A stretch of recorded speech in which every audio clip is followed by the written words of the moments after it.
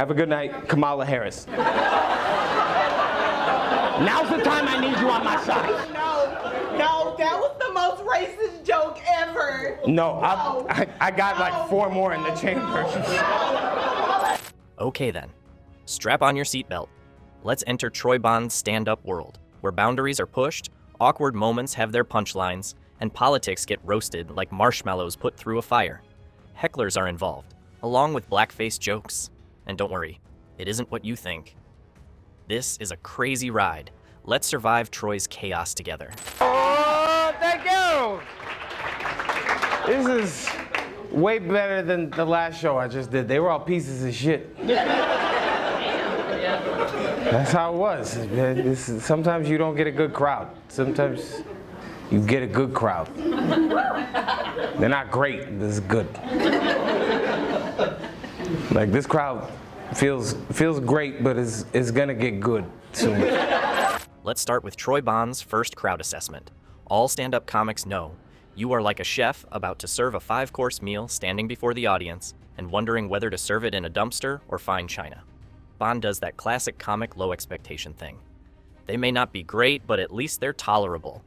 And then he plays surprised when it isn't a complete catastrophe. Like he is saying, look, I am gonna do my thing, but I am also ready to run out of here if this concoction blows.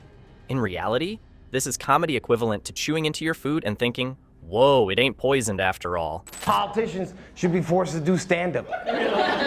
If any politician did stand-up in history, they could have avoided controversy. I voted for Joe Biden, but that shit didn't feel great. Felt like I was giving Grandpa the keys to the Oldsmobile and telling him to drive to California.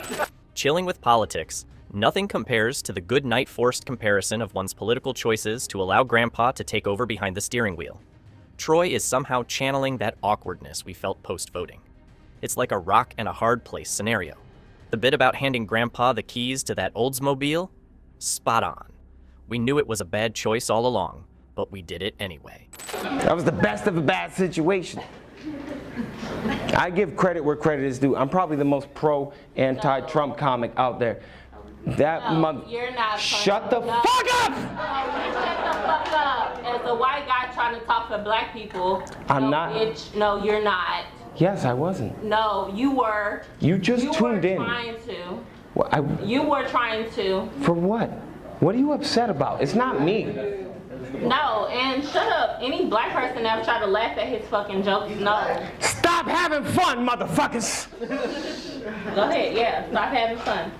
Can we get her an Adderall or something? Wow. Are you serious? See, yeah, no, that's what happens. No, you're white, trying to like talk about, no, and you. My probation officer is here now. I don't know who the fuck you're mad at, but it's not me. You know you're in trouble when your audience becomes an unwitting accomplice in ruining the show. Troy, however, being the professional, responds with an old-school version of total chaos. It's a sight to behold, like a car wreck in slow motion, and you're not quite sure if you should laugh or call the authorities. But all of us have to salute him for turning the tables on a heckler, making the whole room uncomfortable. That moment where the heckler gets told to shut up is a prime example of comedians being the chaos managers we all need, but do not always deserve. No, a white person trying to make fun of black people. See, now you're crying, and I was just trying to make you laugh. No, don't do that. Okay, I'm sorry.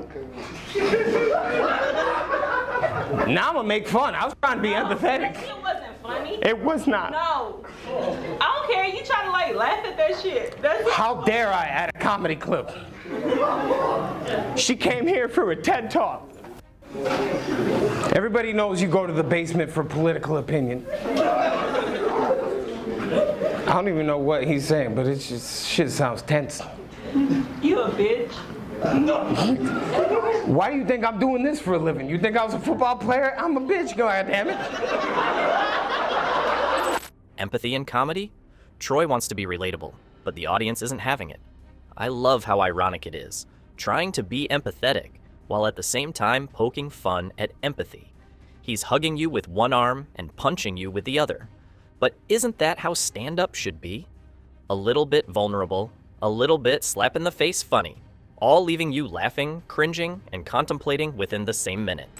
There's nothing you can say to me I haven't said 6 inches from the mirror. You're the first name going in my suicide note tonight. Have a good night, Kamala Harris.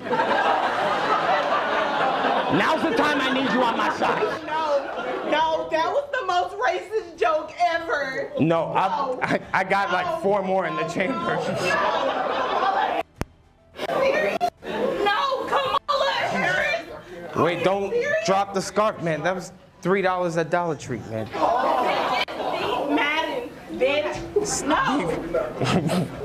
Yeah, go pick up the gun she left under the chair. Are you serious? No, y'all wanna laugh about I'm so horny for no reason right now.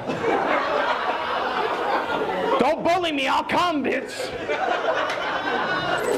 So here is the dark humor routine that you either love or hate. Troy Bond hits hard with the self-deprecation and borderline shocking moment. He directly refers to mirror talk. This is to tell us that there is nothing we can say to him that he hasn't already said to himself, just with dramatic flair. The suicide note joke?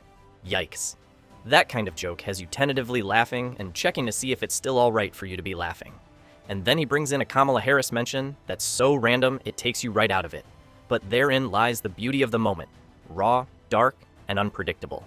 It's like he's pulling you into his twisted view of absurdity, where no topic is off limits, even when it feels a little wrong. And then when you think it's done, he pulls another one out. Pure comedy. Or the scariest thing ever. Focus. Before I do my last joke, can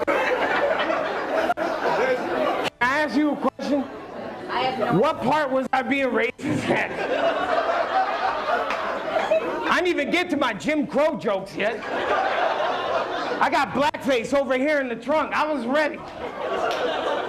Here it is. The moment of utter ridiculousness whereupon apologies are demanded for something said. It's not every day one finishes a set with someone demanding reparations for a Biden joke. But here we are. So absurdly beautiful. That's why we love comedy. Troy's response was a combination of shock and survival instinct for this clown. The line about asking for atonement gives one of those, I must have misheard, unless one would go ahead and demand apologies for cracking a joke about Biden. Who asks for that? For real. Is this a comedy or a twisted version of a game show? Can I ask you a question? No idea. Was I being racist? It was cupcake. No idea. It was what? It was cupcake. Cupcake? Yeah. What, the dog? That's what she was upset about? It took her 15 minutes to be that mad? It was, I feel like we're processing it at the same time. I don't know, this motherfucker would be my attorney this whole show. I feel like I've seen you in Los Santos Customs and Grand Theft Auto, dog. It's like, listen, we'll get this paint job, but first, I don't know what she's mad about. It's not you. This is, of course, the most beautiful moment of the set. If you are sitting in the hot seat, someone is accusing you of being a racist, and you are halfway into survival mode. Somehow, Troy turns this into the opportunity to ask, what was so racist? It is utter mayhem mixed with a little genuine confusion. He is that guy at a family gathering who hears something ridiculous and goes, wait, what did you just say? Absolute mayhem. Yet Troy still comes up with $1 million question. Where was I being racist? Classic misdirection gets the audience guessing. Well, Troy Bond's stand-up has once again proved that comedy is not all about cheerfulness. It is just as much about leaving you somewhat uncomfortable, making you think, and, of course, laughing. From political digs to heckler chaos, Bond has a great gift of turning an overly awkward moment in his favor. And what a ride that is. So, are you a racist? Troy's kind of comedy might leave you to ponder whether questioning everything is the only way to brave the storm.